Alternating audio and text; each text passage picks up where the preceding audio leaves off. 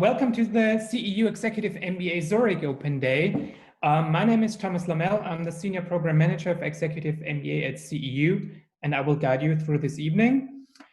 You don't have to go very far these days to encounter that we are witnessing fundamental transformations in this world in a century. So these changes are part of a much broader set of transformation that is taking place, and some are positive and some are dangerous.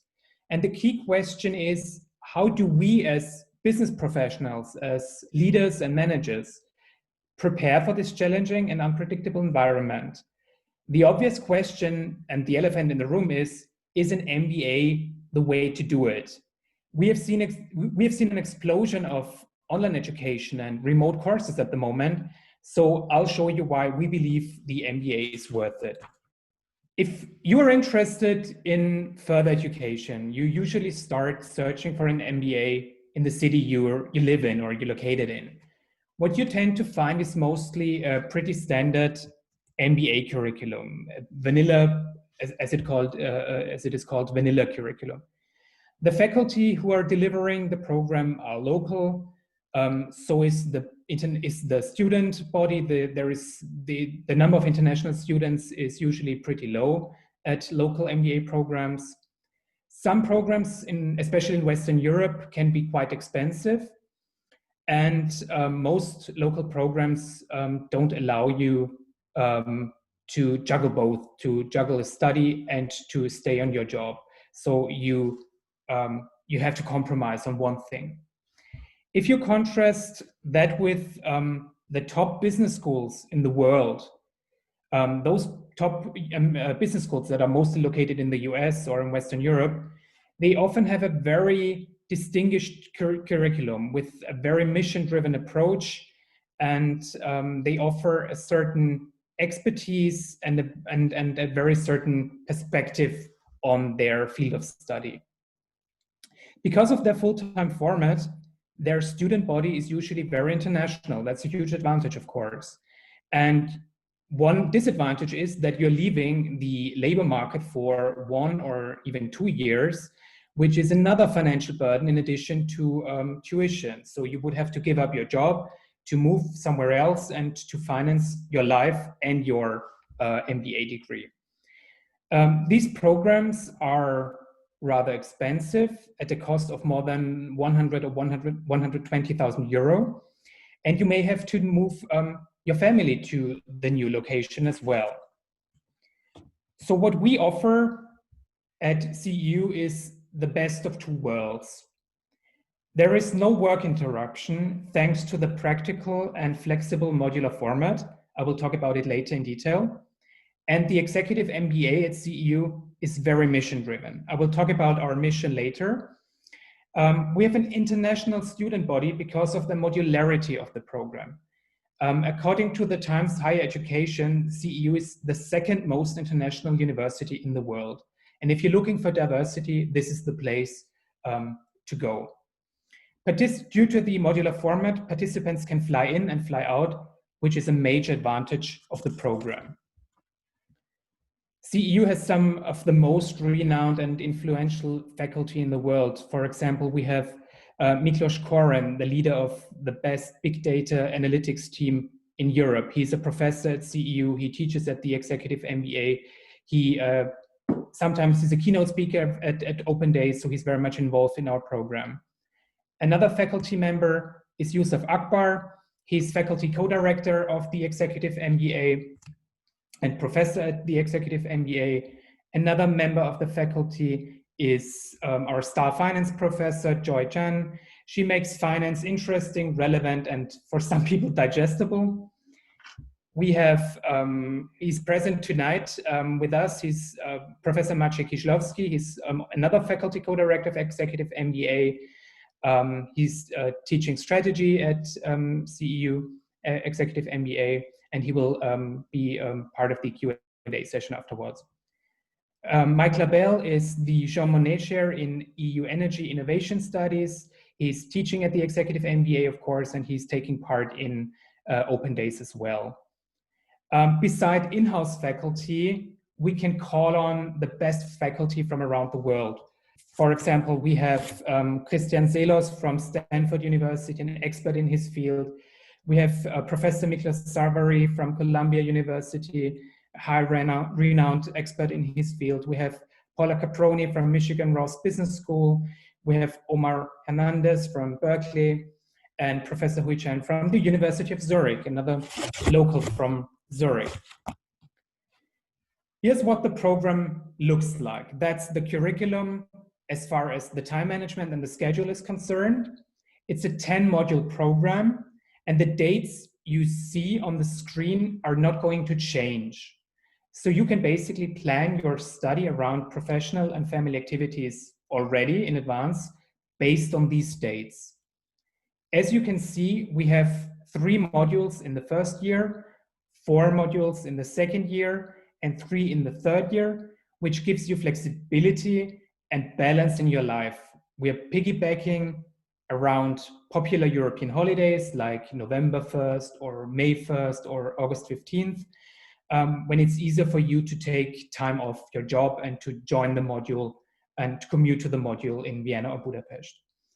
It's a 2-campus system, so most of the modules, 7 modules, take place on our brand new campus in Vienna. And in the summers, our bespoke and cutting-edge leadership program takes place in Budapest. And you'll have the opportunity to benefit from electives from the faculty in the world we invite to teach your classes. There will come the day when you finish with us and join the CEU alumni family from around the world. CEU, as I already mentioned, is the 2nd most international university in the world, and this is also being reflected in the alumni network, which is active in more than 150 countries all over the world, which is an active elite network on every continent, and it's a network you can count on. We have city-level chapters, we have country-level chapters. Basically, wherever you are in the world, wherever you go and in your professional career, you'll find CEU alumni to reach out to interact with, and to mingle and make friends, of course. This is a network you can count on, and one of the key assets that we have. The question is how we are able to offer such a high quality program at a tuition of only 25,000 euros. The answer is pretty simple. The answer lies in our founder and benefactor, George Soros, who created the Central European University with the mission to promote open society. Just talking about the founding of the university, just recently, George Soros made a further contribution to CEU's mission by offering another $1 billion in endowment to create the Open Society University Network, which means we are the best endowed university in Europe. And just some key facts for you about our founder and the university itself. The CEU has been founded in 1991 by George Soros. Its mission is to promote open society. I will talk about the mission at a later point during this presentation. We have graduate students from more than 120 countries. We have a very international faculty from more than 50 countries, alumni in more than 150 countries around the world, and the biggest financial endowment of universities in Europe. So what does the EMBA for the Open World stand for? What does it mean? The open world philosophy means that we have a skepticism towards dogmas, hierarchies, and privileges. Our debate, we focus on debate and a democratic approach in class to question all dogmas, to question all facts. We're not based on narratives. Every idea can be challenged as long as the idea is based on arguments, respect, diversity, and debate. We don't rely on narratives. We question every narratives with facts. And I think, especially in these times after the Trump and populist administration, there are so many narratives prevailing in the world. And the only way to confront those narratives is by hard work, by fact-finding, by presenting those facts, and debating and arguing based on those facts. We are cherishing diversity in class. It's not a marketing catchphrase that we use like other institutions. Diversity is a core value of this university. I will talk about the composition of the class in the next slides. And this diversity makes us challenge prejudices, makes us challenge narratives, because we ourselves are exposed to different approaches, different ideas, different cultures, different mindsets, and expect this openness from our participants as well. So the usual class is very diverse, and you will be exposed to a huge selection of different ideas and approaches and solution ideas. We expect managers not to be just professionals in their field. Of course, they are experts in their field, but we expect them, or we want to educate them to positive change agents, because wherever you are, whatever your job is, be it at an executive level in an NGO or in human rights activism, in the corporate field or engineering, if you're an entrepreneur or in the public sector, you can make a bit to fight for open societies and to make a change in the world. So what does the typical class look like? So the current cohort that I can happily refer to is a class of 65 managers with an average of 14 years of work experience, including a minimum of 3 years of leadership experience. As you can see from the image in the background, we use state-of-the-art classroom technology and setups in order to facilitate discussion and interaction. That's, one of our key assets in class, that we're not following a traditional lecture system where people just listen to the content provided, but we want everybody to get involved and to share their experience and to learn from others, not to learn from the professors only, but to learn from their fellows as well. We make use of case-based learning rather than traditional lectures, as I just said, that you find in most local MBA programs. And we want to take you, experts in your specific field, from this level of functional and operational expertise to the more strategic level, for you to become leaders in your field. So, of course, the financing is always an important part of the application process and the consideration of pursuing higher education. Tuition is 25,000 euros for the whole program and includes all the credits. In order to defray other costs like travel costs or accommodation costs, we have negotiated special rates with partner hotels ranging from budget to luxury hotels in Vienna and Budapest. And we have negotiated discounts with major airlines that bring you to Budapest or Vienna with Lufthansa and Austrian Airlines. So you're benefiting from price reduction on that level as well. We offer a variety of scholarships and fellowships as well, but there's so many of them. So I would kindly ask you to get in touch with me in a one-on-one consultation in order to advise you on an individual scholarship option. So we invite you to join the open world, basically. That's what we want you to do. The current application deadline is March 21st, 2021, and the application starts online on our website. I strongly encourage you to apply as soon as possible because we have a first come, first served policy. So the sooner you apply, the higher your chances are of reserving your study seat. You're invited to book an individual one-on-one consultation with me to discuss your questions and, of course, optimize your application. And I would like now to give the floor to our keynote speaker, to Marc Kaufmann. He graduated from Harvard with a master's degree in mathematics and from Cambridge.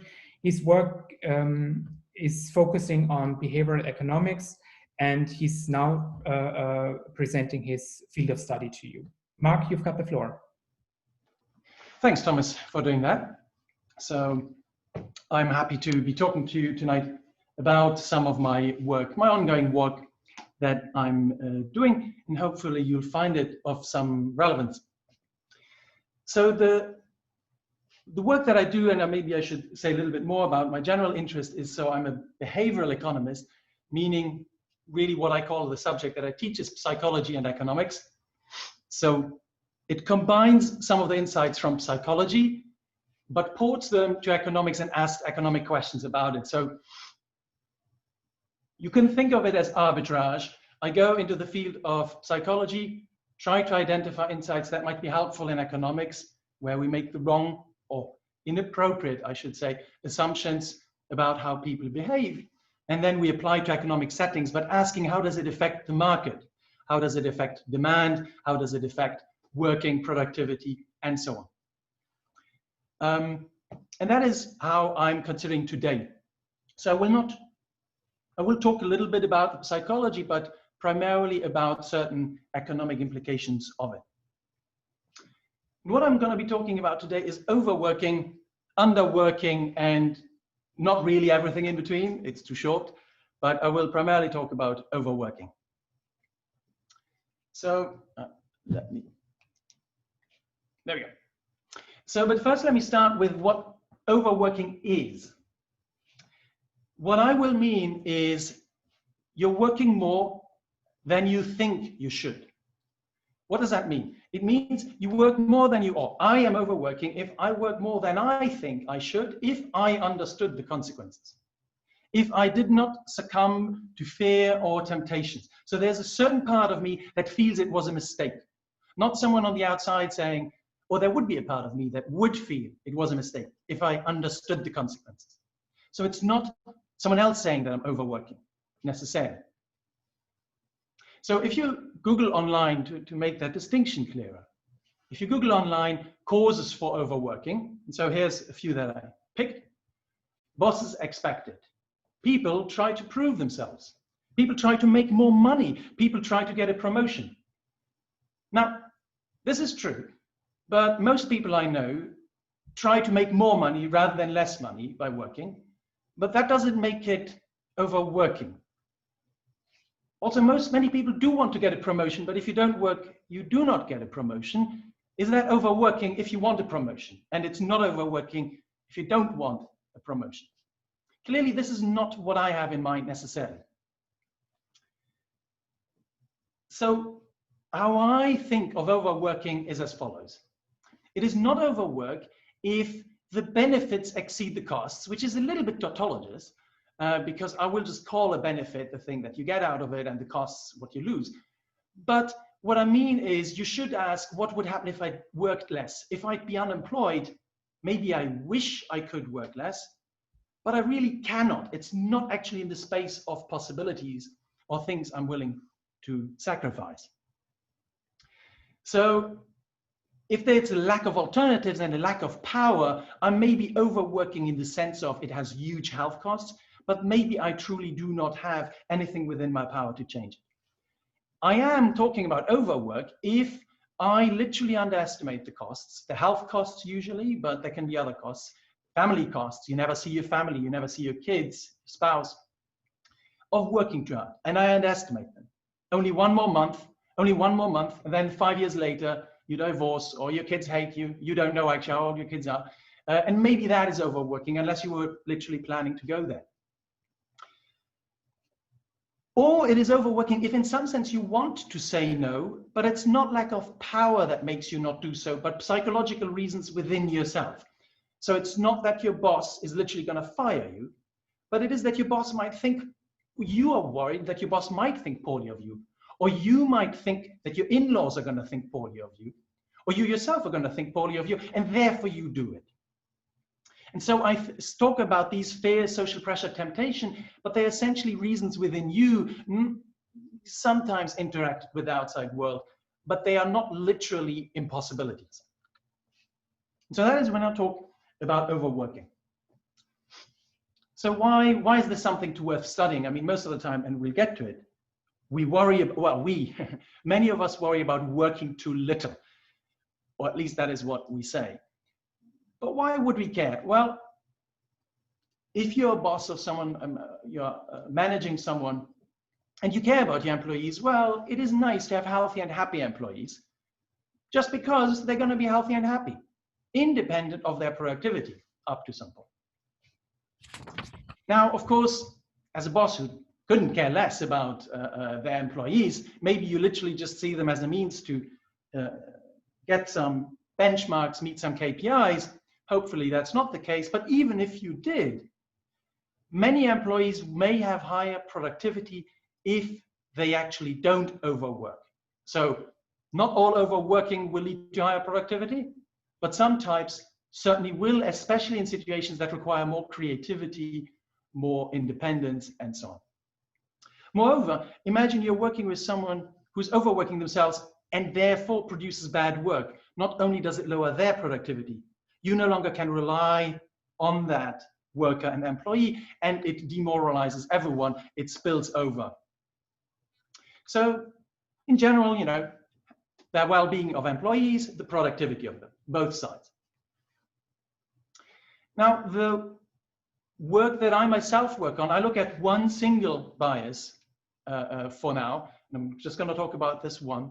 That has been established, well, there has been lots of evidence found, let me say it, for people having it, which is called projection bias, which is roughly the idea that you can find from that is behind don't shop on an empty stomach. Why should you not shop on an empty stomach? You shop on an empty stomach, maybe after a run. You look at chocolates, they look delicious. You look at salad, it looks horrible. Why would you buy salad? Whoever eats salad? And so you buy things that right now look tasty to you, but might not be the most healthy options. And therefore you buy for how you feel right now, not for the person who's going to eat them tomorrow and the next day. And so people perceive their future tastes to be more similar to their current tastes than they are. And there's quite a bit of evidence across domains, from drug addiction, from effort for exertion, for food, for sexual arousal. All of these domains, people seem to project their current taste, how they feel right now, into the future. How does this apply to work? Well, suppose that I have a deadline next week and I have to decide whether to rest or not over the weekend. And just for the sake of the example, I mean, whether this is true is a question, but suppose that if I rest, I have fewer hours and I achieve more per hour. So if I rest, I'm not working, so I have fewer hours to get work done, but I may achieve a lot more per hour because I'm rested. If this is the case, I'll ask two questions. What does a person do who does not have projection bias? And what does someone do who does have projection bias? So this is the theory part. When sometimes I take the bias and apply it to economics, I'm asking, what would this do in this particular situation? And so what happens is that it means that a projection biased person undervalues rest. What happens without projection bias is, let's suppose you decide to rest because the productivity gain is sufficiently large. This need not always be true.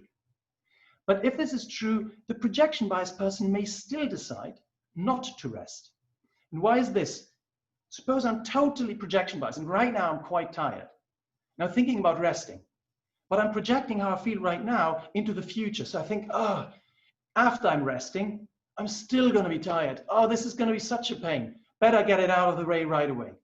This is the extreme form of it. A less extreme form would be, I realize that I'll feel better about the work. I'll be refreshed, but I underestimate how refreshed I'll be. And so what this might lead to is that the projection biased person works inefficiently through the weekend and gets less done. They achieve little at a high cost, but with rest, they could have achieved more at lower cost. So they have more pain, less gain. I think the most, now I don't have any evidence, I'm working on this, but this is probably going to take quite a long time because burnout is not easy to study. But my guess is that something like projection bias is probably going on in burnout in the following sense. So where by burnout, I mean the following. People work so much that suddenly they seem to have a breakdown. Whether they really do is quite hard to say, but they suddenly just stop working. They used to be, they did everything, and now they just stand, they're like, what's the point? And, you know, so you see it a lot in the helping disciplines, surgeons, nurses, teachers, people who care about what they do, and they're worried, I cannot let the patient die. Sometimes, true, you cannot, or I cannot not help the student. They're going to fail their exam. They're not going to get into university. Their life goes downhill. But in this situation, why would you want, if you think about that, and you're a doctor or nurse, you have to realize that if you keep going at this pace, you might get a burnout. How does this help your patients in a week or in 2 weeks? So either it is that you underestimate how soon you're going to crumble, or you're not paying attention to it because you're literally not thinking about the future, which in some sense is quite similar. And so I believe some logic like that of projection bias is probably related to, or at least reinforces burnout.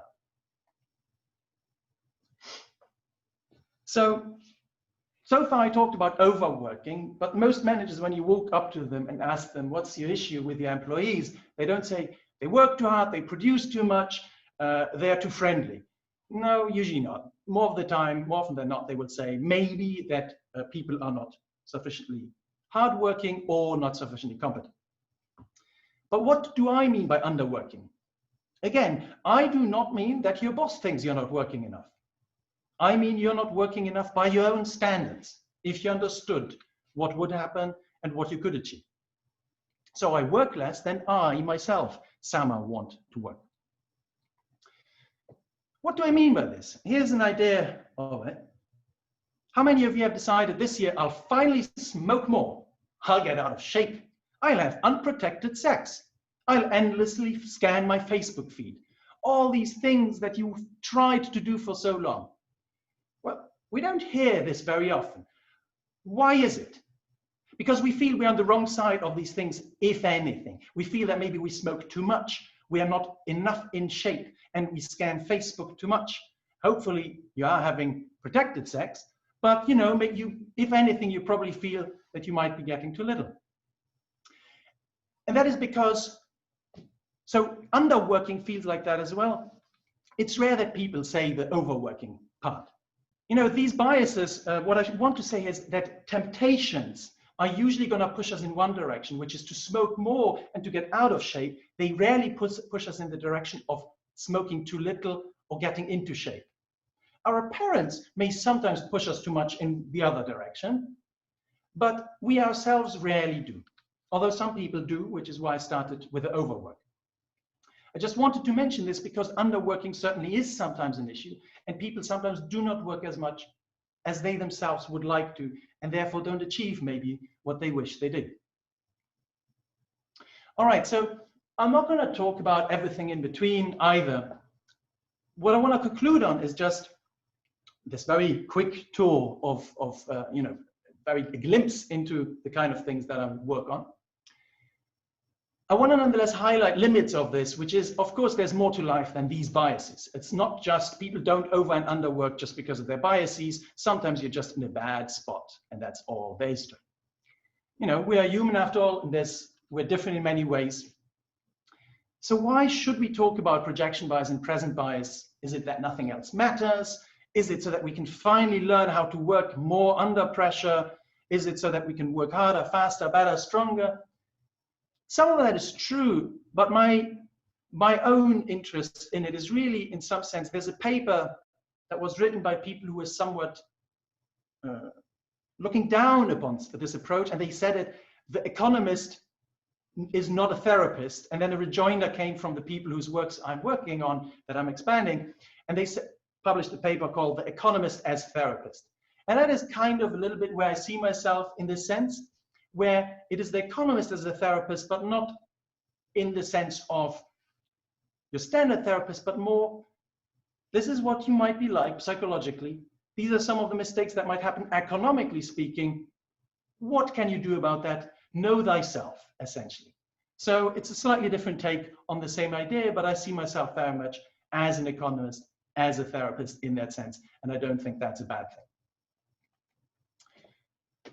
Let me finish with this epilogue, which is more a view of economics as a science, or done scientifically. I don't believe all economics is science. I just believe it can be approached as such.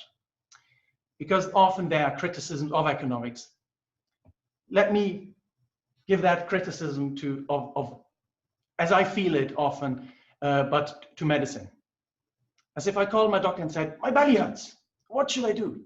Well, let's have a look and see. No, but I want an answer now. Well, it could be a stomach bug, food poisoning, appendicitis, a punch to the gut, and then I hang up. Modern medicine is so useless. What's the metaphor? The metaphor is that people often complain that economists oversell.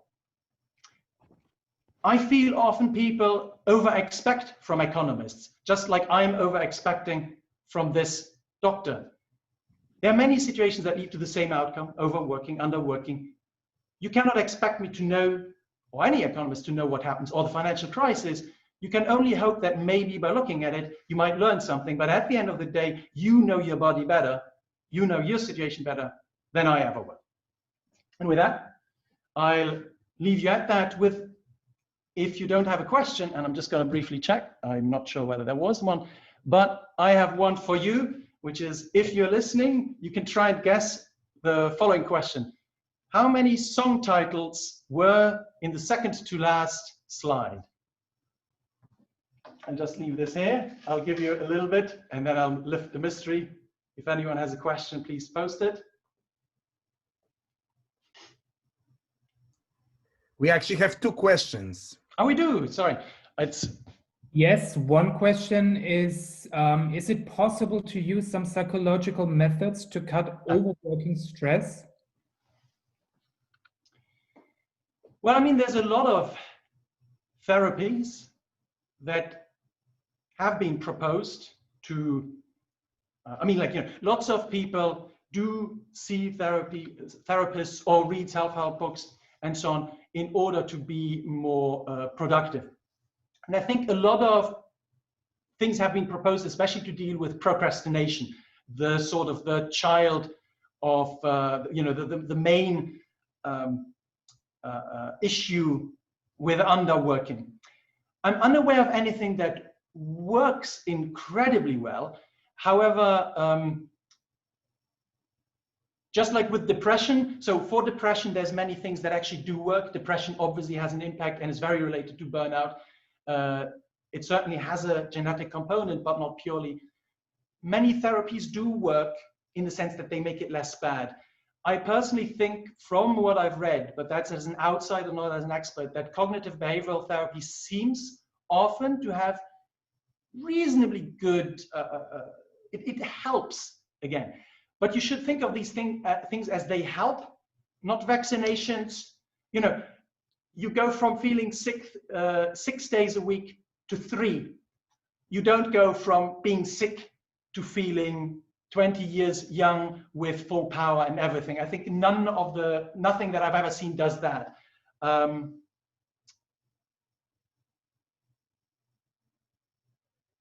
Yeah, so, and I think, again, I would get back to what I said, which is that many different things can lead to the same ailment.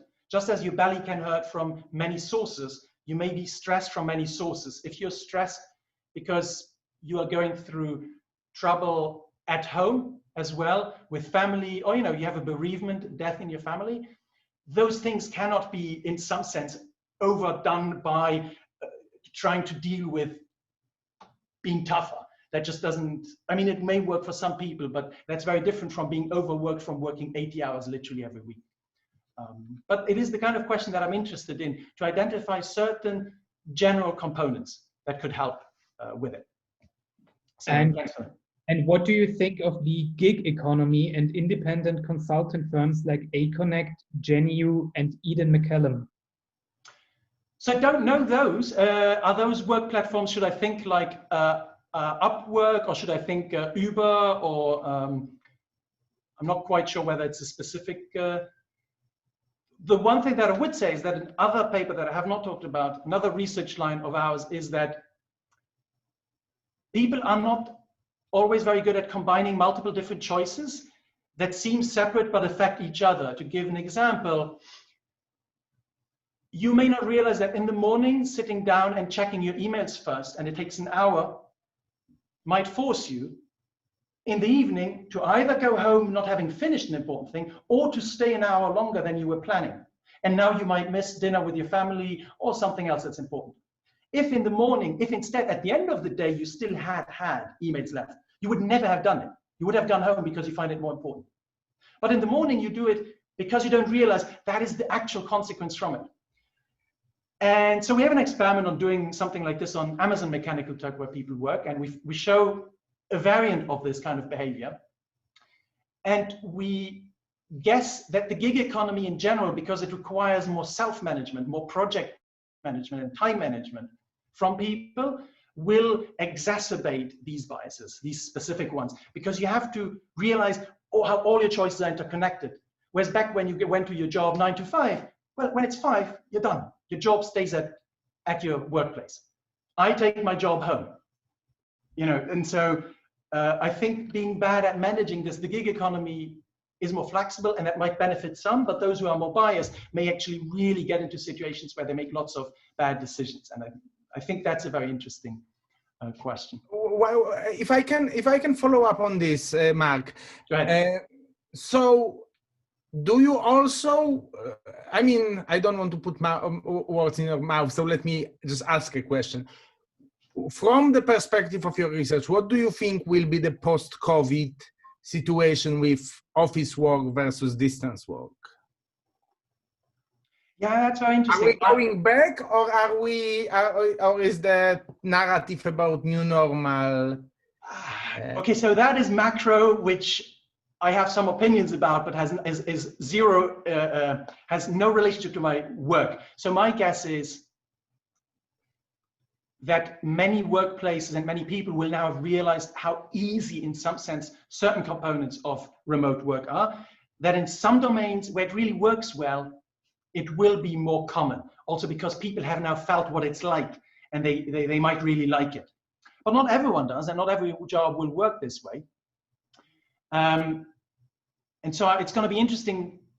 I think one very interesting question is how many tools we will see, like Zoom, but much better, that take away some of the downsides, the honest downsides of remote work for long times, when you don't have a personal rapport with someone. But on the other hand, you see it already. I mean, I'm not involved in a lot of software projects, but I use some for my experiments, and so I see it. And when you look at some software projects that are just done by teams that are totally dispersed around the world, and that is because for software, a lot of it can be tracked at the level where it needs to be. Not quite. It still benefits from sometimes being in the place, but it's a very specific niche. And I think those are areas that are going to push much more in that direction. But isn't your work providing kind of micro foundations for at least educated guesses about it? Like if those biases. I think actually what it does rather is it provides a lens to maybe analyze who might be some of the winners, who might be some of the losers, and how to I mean, it depends who you are, but how to reduce the downsides and maximize the upsides. And I think these biases will become much more important because the management of them becomes more important as you no longer are supervised as easily as in the past. And your tasks are maybe also not as clearly and well-defined or monitorable.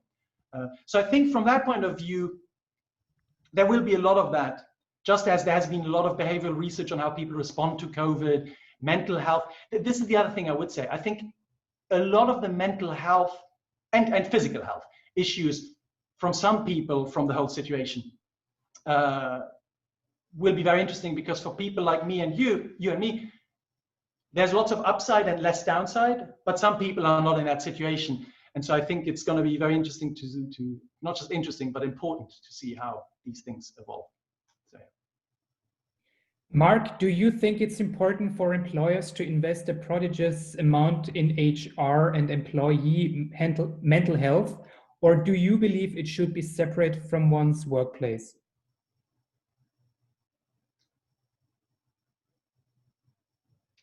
Well,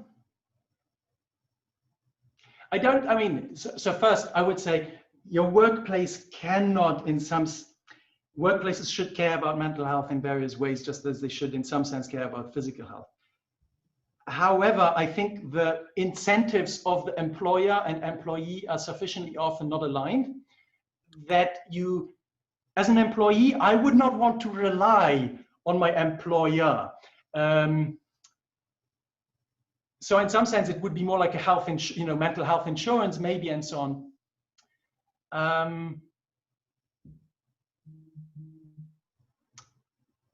Yeah, I think HR would probably be not the place where I would have it. I think depending on the workplace that you are, HR should be very well trained in it and understand it. People should understand themselves better, including physical health. Especially as desk jobs get.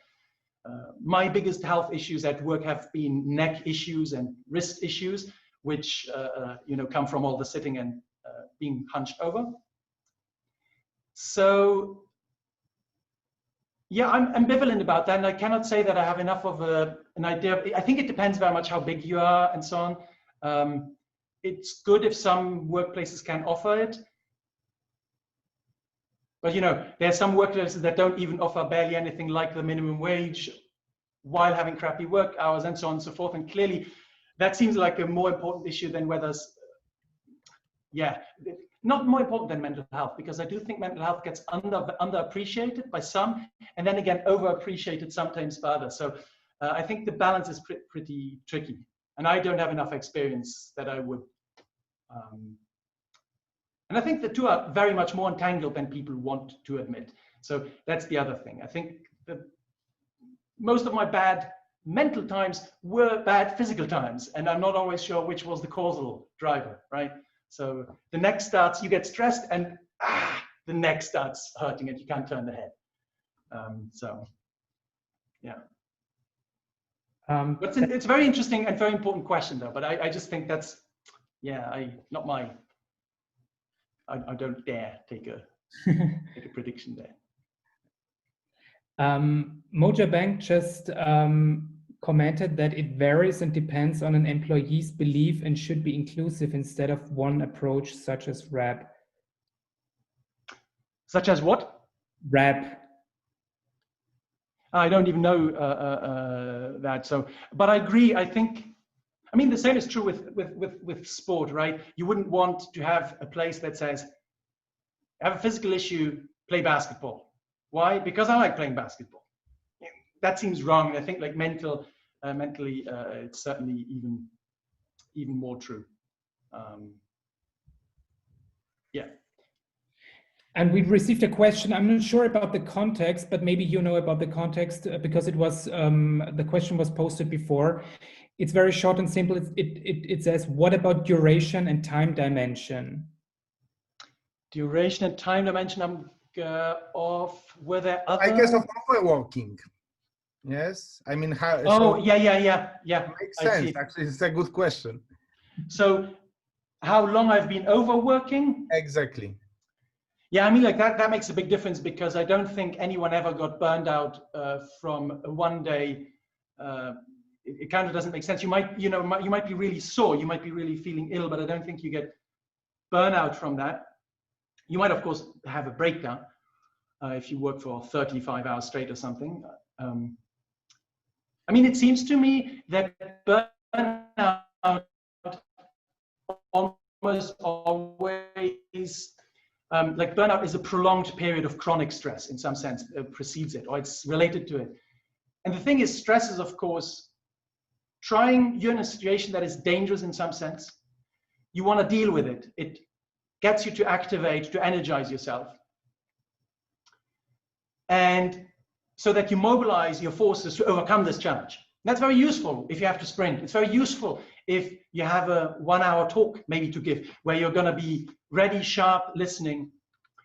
But if the situation is one that keeps going on for 1 month or 2 months or years, suppose a loved one who depends on you, who is ill, they're suffering from some disease, and you have to take care of them all the time, and that goes on for years. That's the kind of stress where chronically it grinds you down, and it almost uniformly has bad consequences. This stress, I think, is almost never positive. And And what I find, for instance, when I'm stressed, like that's why sport can help a lot, because I think sport often, it's like you run away literally from the tiger, except there's no tiger, you're just running. But it gives you a similar physiological response that gets the stress response out of your system, and now you're back to rested. And so this is my pops. So this is not Mark, the expert in this domain. This is some dude on the internet. But still, this seems to be my reading from the medical literature on this as a very interested observer. And so I think the length is very important in this case. And you have to realize when the stress just keeps going on over and over and you can't get out of it. So now Mojabank, thank you Mojabank for clarifying, speaking about beauty of having meetings on Zoom. It wasn't RAP, it was EAP, Employee Assistant Programs. So Mojabank was asking, what do you think about those one-size-fits-all programs, if there is research on this, and what's your take on this? So, EAP instead of RAP. Yes, actually, okay. if you look at the keyboard, E is next to R, so we understand, Mojabank, why you made the type.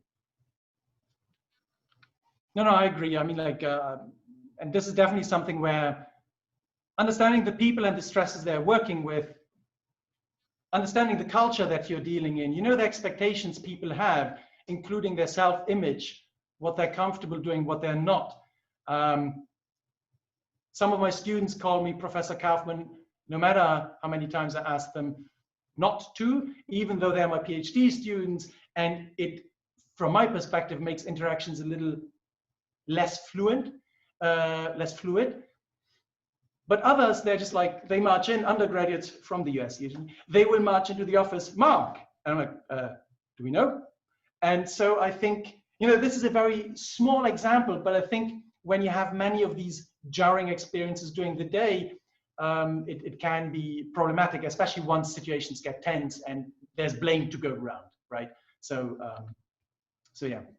Ben Fall has a good, bringing good point, citing McKinsey report showing that 62% of employees consider mental health issues to be top challenge during COVID crisis. And a corresponding question, do you believe that this will remain a challenge and priority for employers after the pandemic? Kind of along the lines of my previous question. Yes, we really want to tempt you to talk about post-COVID. No, but this one is this one is more my alley. I mean, not fully, you know. So I'm leaning out the window still, but less so. It's interesting. So a friend of mine with whom I'm working on the platform, well, it doesn't matter entirely, but a lot of it is about health and getting people to take more healthy behaviors. And one thing that he always says about health is how the national health system, he's in the UK, should be called the national sickness system, because it doesn't treat health, it doesn't try to achieve health, it tries to treat sickness. So the same, I think, goes with mental health. I think in general, more looking into how you can have well-being, not just treating it when people are suddenly having mental health problems. You don't want to get there when they have burnout. You want to have a workforce that doesn't get to burnout or as little as possible. I think a lot of this is true, but I would say even before COVID, look at the opioid crisis in the US, which is, I think, very interesting because it didn't, you know, what is the opioid crisis in the US if not a mental health issue as well? Certainly. These people are not all destitute poor by global standards, but they are also not very rich. But they are also dealing with opioids to treat their pain, or at least initially that's what it is, and then later on it becomes an addiction. And I think mental health definitely plays a role in there, or at least the way the story gets told. And so I think it's not just with COVID, although it puts it at the front, but a lot of the policies seem to, you know, suggest that economics should move more towards what actually gives people well-being on top of growth. Now, don't get me wrong, most developing countries benefit a ton by still being better off, including in mental health and physical health. But it is interesting how little I feel some modern people are happier than their counterparts several decades ago. And I think mental health is maybe not the best part of it, but mental health is the problematic side of bad well-being. And so I think that whole thing, that whole area will become much more important for many reasons. How well we deal with it, well, it's a different question. I will mention one other question, and then I also want to ask we have a current student who will very soon take a stage, Sorena from Zurich, and a distinguished alumnus, and our advisory board member, David and Emil. So if you, Sorena, David, Emil, if you have some questions to Marc or comments on the topic, feel free to jump in before we ask you about your experience with the program. But in the meantime, let me ask you from Surendra, post-COVID, people will, do you see people getting fired for not meeting expectations? If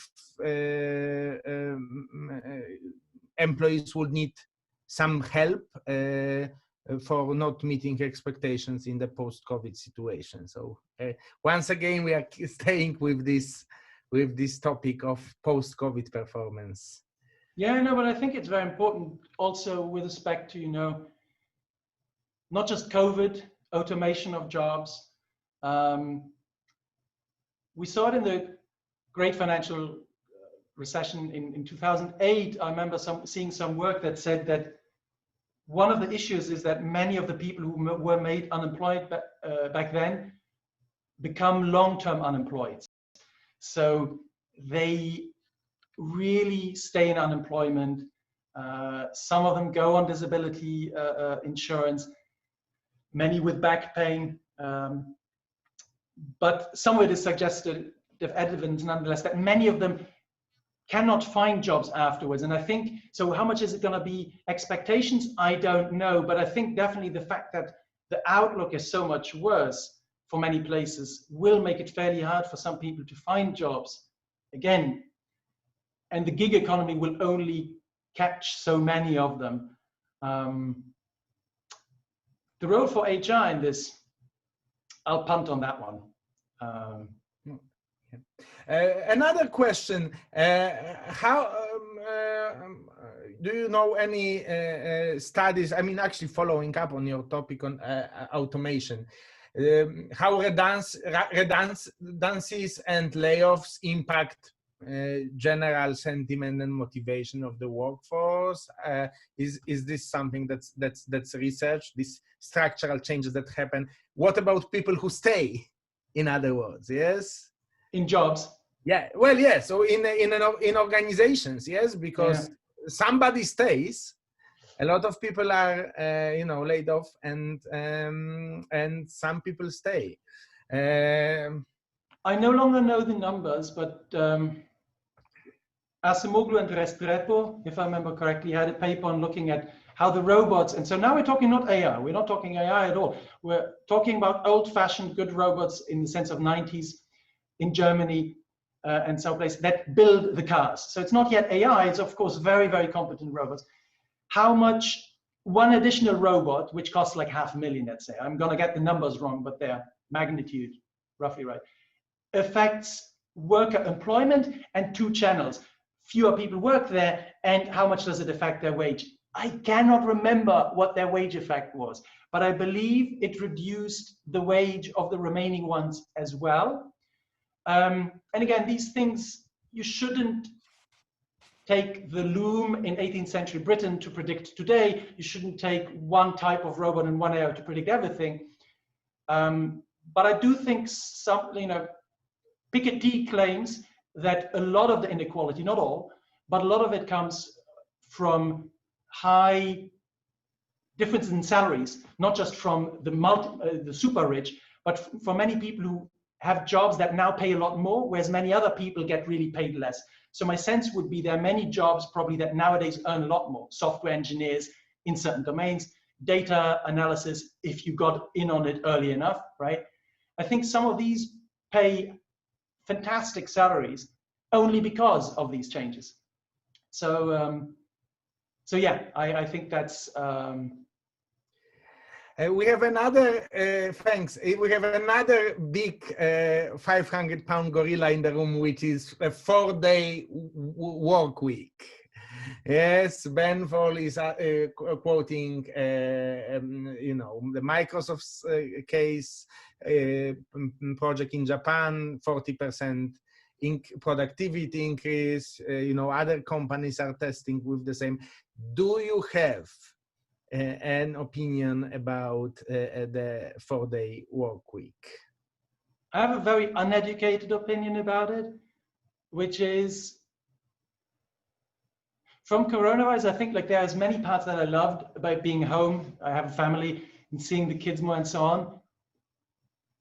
But there's also the part of me that finds that certain types of work, if you tell me you get 4 days a week to work on this, and the people are sometimes there and sometimes not, and everyone else works 4 days a week on it, and here's the project.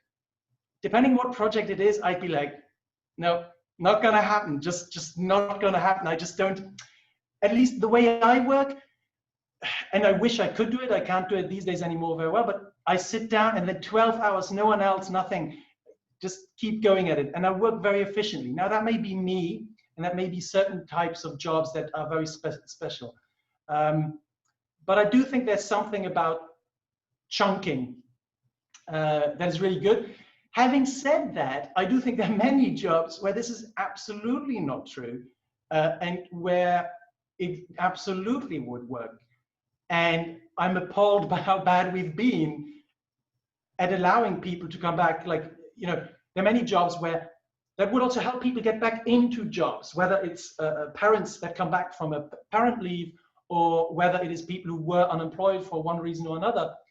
And so I do think it depends really on the job. But if you're like a manager, a CEO of certain firms, that's not going to be a 4-day-a-week job most of the time. That's so, yeah.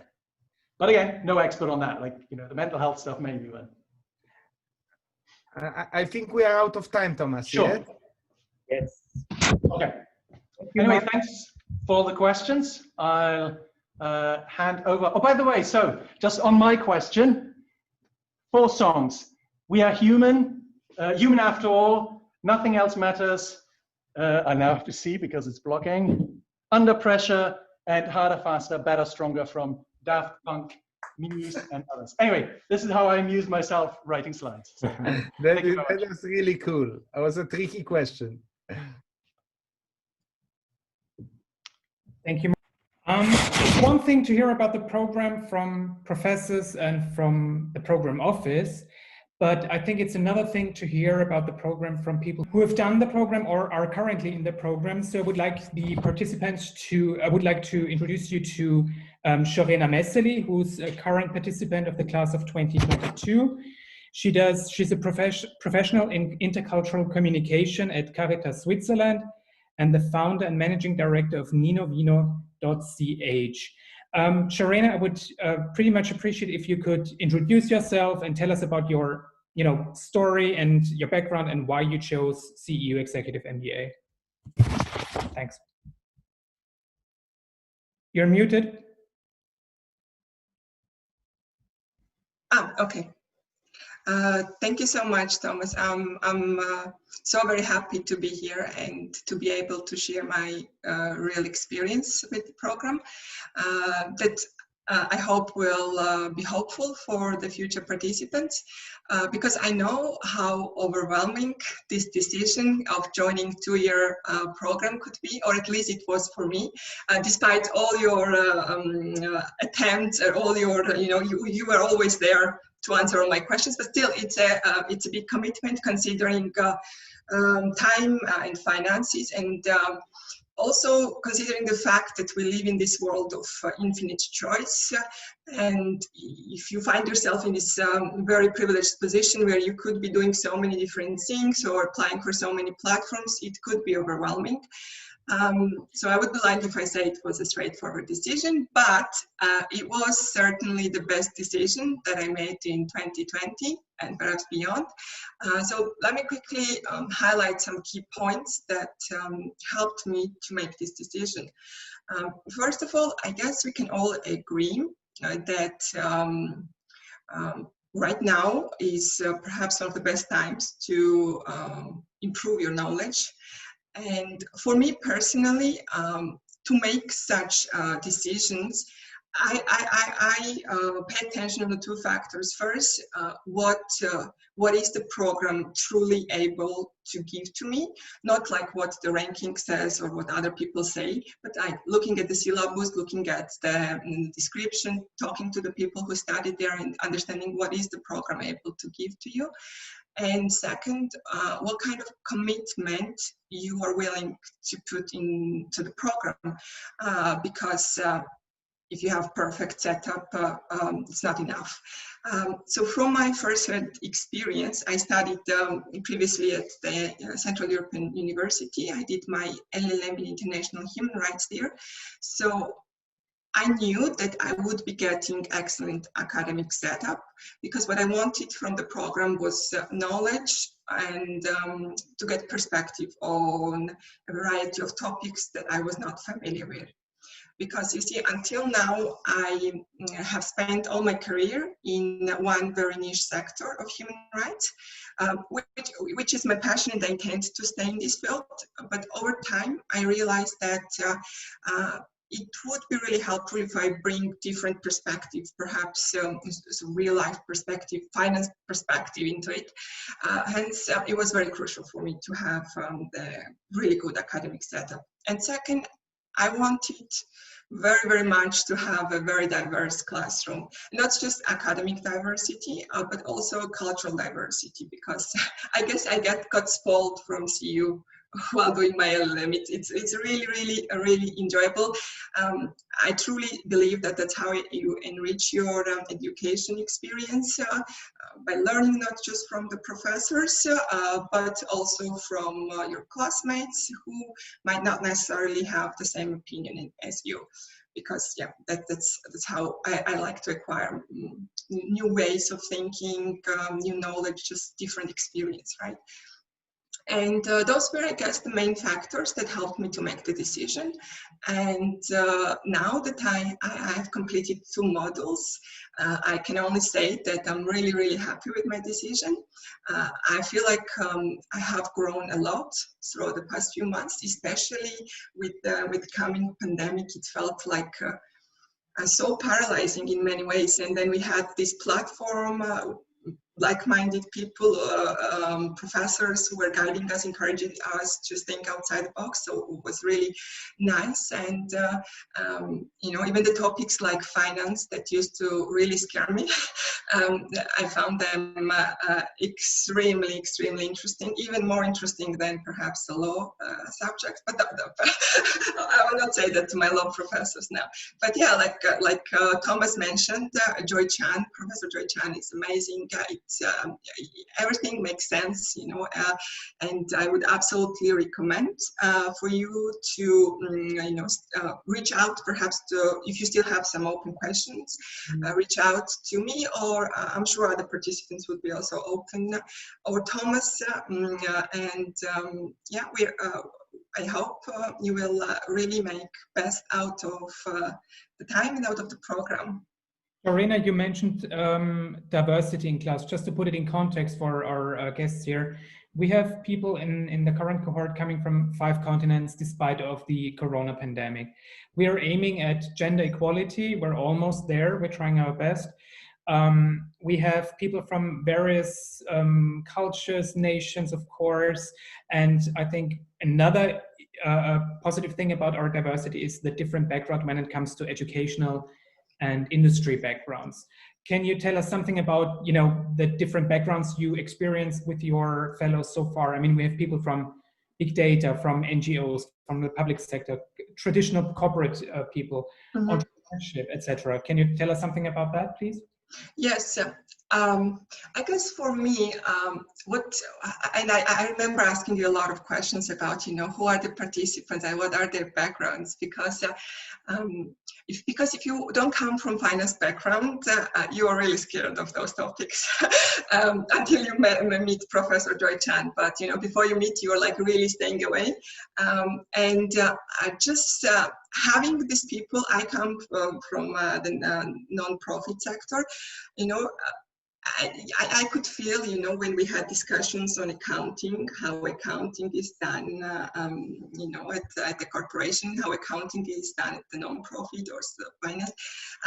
It was really eye-opening because you see, if you stay in your bubble, which unfortunately happens if you don't get outside your comfort zone, you miss a lot of new ways or a lot of interesting ways and useful tools. So yeah, in our class we have we really don't have lack of diversity. So I really feel like not quite, at non-profit sector, which was not the goal in the first place, but I feel like, okay, we make one point and then there we have a person from different background making different point, and then it also makes sense, and we're truly learning from each other. It's not just us learning from people with finance background, but also they are learning because they find it's also really amusing and interesting how we have been doing it and somehow managing it, right? Thank you very much. I mean, there's nothing more to add. It's just perfection what you just said. And thank you very much, Sharina. Good evening to Zurich. I would like to move on to David, who's an alum of CEU MBA. He's the Agile Transformation Lead at PricewaterhouseCoopers in Switzerland, in Zurich. And David, would you like to introduce yourself to our guests, like who you are and why you chose CEU in the first place? Hello, everyone, and hi, Thomas. So basically, it's always a similar story, I think, and it was nice to hear Sarina's story on how she got there where she is now and why she made her earlier decision to join CEU. And I think the roads are usually pretty similar. For me, it was also a long-term decision to join CEU and in the MBA, because it took me I think almost 4 years that I got to this decision. It was coincidence that I met yourself actually through a friend of mine. That was my first discussion at that time. I'm not sure what title he had back then, but I decided to park this decision because I didn't really feel that it was appropriate at that time for me to make this step.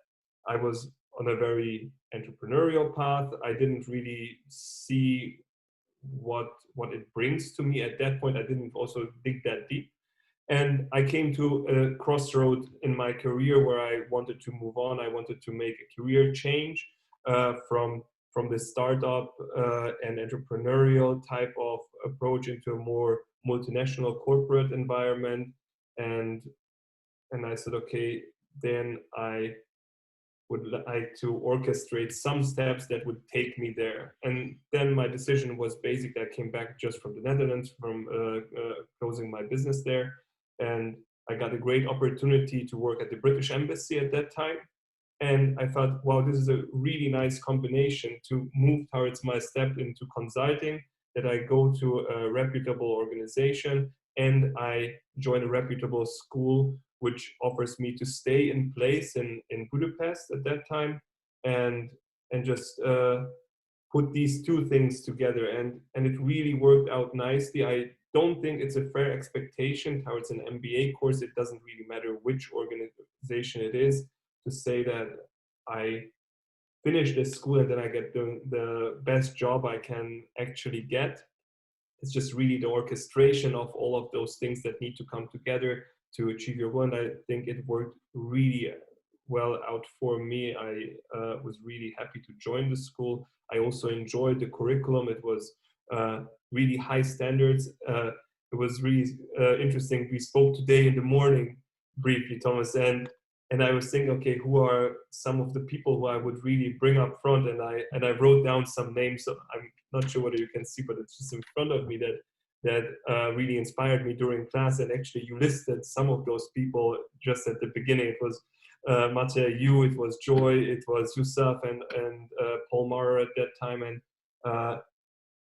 it was really an experience that was practical. It was not too theoretical, and I could really use my life experiences, which I had already through my work experience and through leadership experience and this whole thing that shaped my career in class. And it gave me really lots of new insights and inputs and viewpoints, which you mentioned, that to question things, make those argumentations, make them factual, and also, although I work in finance, before I was more marketing oriented, and like you said, Sorena, I was always frightened by the finance topic, but Joy made it really understandable and digestible, and it didn't feel complicated that much, and she really put a lot of ease to this topic to me. I don't want to frighten off people who are not, used to finance. I just want to add that finance people are frightened off by other modules as well, because they are experts in finance, but of course they are afraid of, marketing and leadership or innovation management, because they don't have a clue of those modules. So it's a vice versa situation. Sharena, would you like to? Can I quickly add, because you're making a good point, we have also support teams that you participants might know. So in this support group, we have people with different backgrounds, and we meet, we go through this program together by helping each other. And it's such a pleasure to have people from finance and marketing, sales, and it all comes together. So it's not like we're like staying away or they are not getting engaged into the program. It's very much learning from each other experience.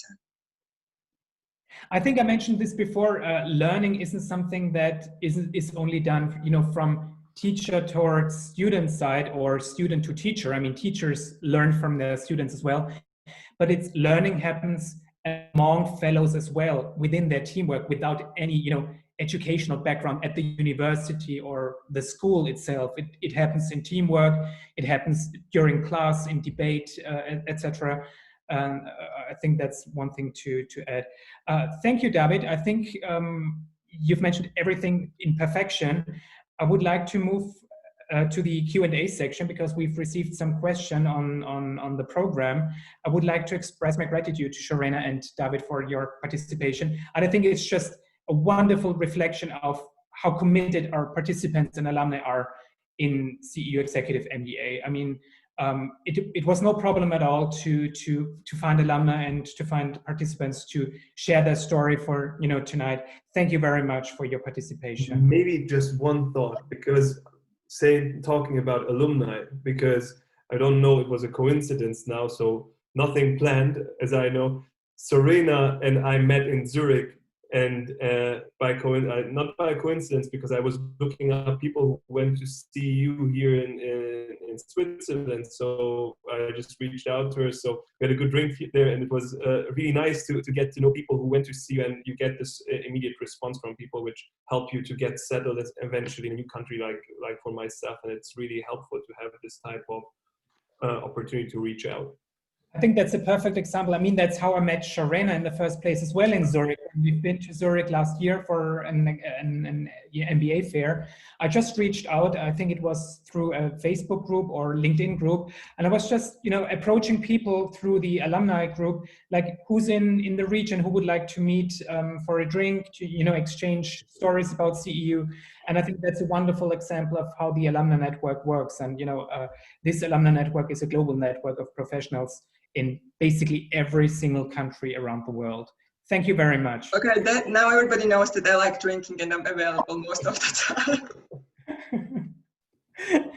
Thank you guys very much. I would like to move on to the Q&A session in context of the time.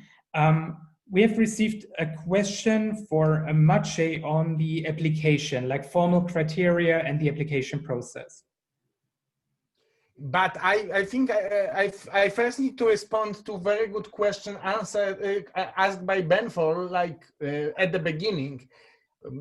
Key question: how is EMBA teaching students to be prepared for the next stage of their career? I think that, and I will go to application process, but I want to address it. It's a great question, and it's at the center of how we think about this program. So let me put it that way.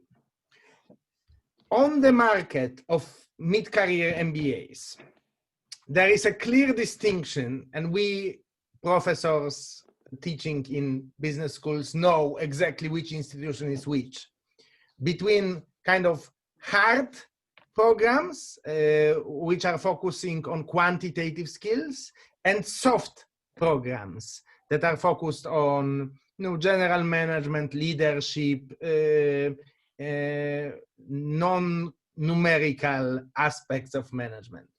When we put together this program, and we have our distinguished member of the advisory board, Emil Virak, with us. Thank you so much, and please feel free to jump in with any thoughts.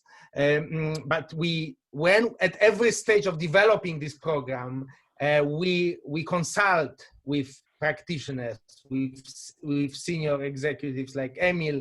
I think it was a year ago when we had like this very intensive discussion and a lot of ideas like, let's add this, let's have you thought about this topic, have you thought about this new trend that's going on, but the overarching idea here was, if you think about the hard and soft MBAs that we, the insiders, know about, to create a program that's both, that is providing the level of necessary quantitative skills in finance, in data analytics, especially using data to make decisions.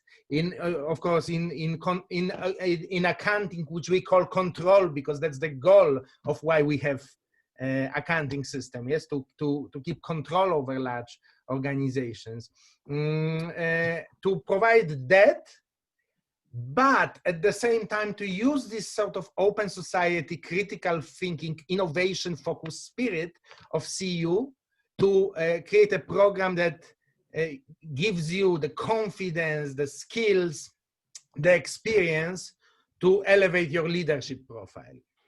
And I'm really hoping, and I'm of course not objective because I am the co-director of the program, but I'm really hoping that we are managing to achieve it, that we have this very well-balanced program which gives you both things, which doesn't say you will get great leadership competencies at the expense of a weaker focus on the important quantitative aspects. And so in this sense, I think we are unique because we have both of those legs very, very strong. Both of those pillars are very, very strong. You wanted to add? Sorry. Yeah. Go ahead. You wanted to perfectly move into the application question. Yes. I got into responding to Ben and forgotten about the important necessary steps. So let's be frank, application to CEU Executive MBA is competitive. The program is, because of our large endowment, and we are fortunate to have this extremely generous benefactor who de facto subsidizes your MBA, even if you don't get a euro of scholarship, simply speaking, and you can just check the market in Europe. It's impossible to deliver a world-class program like ours at the 25,000 euro per student. So, and the reason why we are doing this is because we can lean and finance a lot of our costs from our endowment. And The purpose of why we are doing it is to provide as broad access to this program to talented professionals from a variety of industries, and also importantly, variety of countries, because it is not the case that talented professionals outside of Western Europe and North America always find a way to make a lot of money. There are studies that show that you can be an incredibly innovative and entrepreneurial founder of a political news portal in Ukraine, and you can provide unbelievable amount of insight in the digital marketing class to your classmates, but your salary will still be a fraction of what an average manager in Germany is making. Yes, and normally business schools simply don't look at those people. I mean, they simply, when you see a class, you may have a diversity of countries, but beyond certain Western obvious candidates, you will have mostly people from consulting and finance, because that's where the salaries are at the Western level, beyond the selection of countries. We want to have this true diversity. As Thomas very rightly pointed out, this is not just a slogan. We walk the talk here because we price the program. It's also very difficult to explain. Our marketing professors always tell us that it's impossible to explain how is it that this program is such a high quality and it costs so little. And we still do our best to convey this, because by explaining why are we doing it and how can we do it. How? Because of endowment. Why? To democratize the access to management education, to have a truly uniquely diverse class that does not only follow on the expectable target groups. But of course, all of this means that the program, especially over the last couple of years, has become more and more competitive to enter. What you need to do, you need to make a good case why you will contribute to collective learning. Cover letter is it's not a formality, it's an important part of the application. What we expect is not only what you want from us, but what you will contribute. We always say to our participants, you are not a customer of our education, you are a co-producer of a collective education. You are a part of the orchestra, you are not a spectator. So mention this. Have a well-prepared CV that shows steady career progress, or at least healthy career progress, I should say, because you may have very good reasons why your career is interrupted. Yes, you are a young parent, or you are a political dissident and was in jail. But we want to see your professional development. Remember, CEU Executive MBA is a program that works perfectly for people who kind of achieved, Thomas mentioned it again, achieved the level of mastery and an accomplishment in their functional field. Let's say you are a marketing specialist in a multinational. If you are already managing a marketing unit and you want to move from that functional level to the strategic level, when you manage across functions or even across organizations, across sectors, then our curriculum has been tailor-made for that stage of your career. So you need to show us that you are at this stage to benefit from this program. And you need to back it up with good reference letters. And then you will be, if your paperwork is interesting, we'll invite you for an interview. It's usually a 45-minute interview. We'll ask probing questions, and then you will have a decision. And actually, because This program is kind of a flagship program of the university.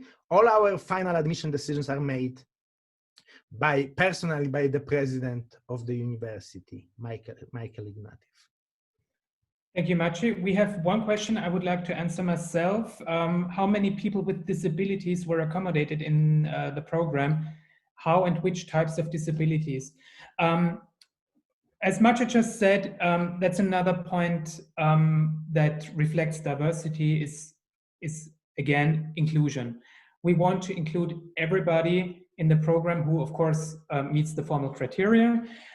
However, whatever regardless their social background or gender background, sexual background, age background, or people with managers with disability. We offer a fellowship, an international fellowship for people with disability, which a couple of people have already applied for and have been accepted to the program.